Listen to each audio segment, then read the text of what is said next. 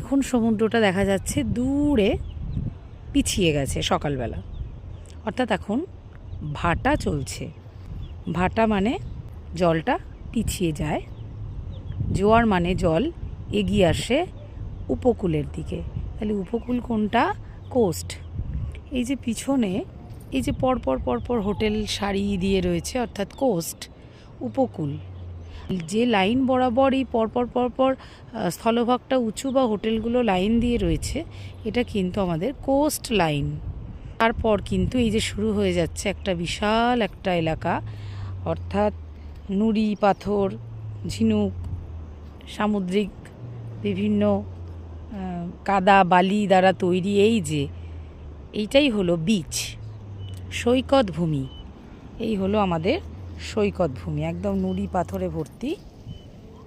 এই যে একদম দূরে ওই যে সমুদ্রটা দেখা যাচ্ছে, একটা লাইন মেনটেন করে জলটা রয়েছে এখন, ওটা হচ্ছে লো টাইড লাইন।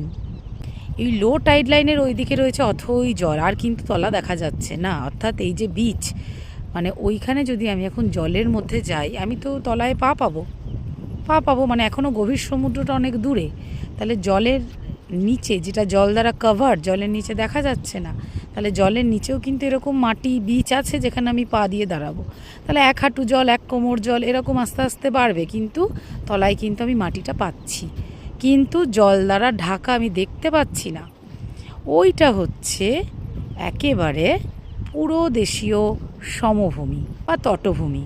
ইংলিশটা যদি দেখো তাহলে হচ্ছে অফশোর, একদম সমুদ্রের দিকে অফশোর। অফশোরটা তাহলে সবসময় জলের তলায় থাকছে, কখনোই কিন্তু দেখা যাচ্ছে না।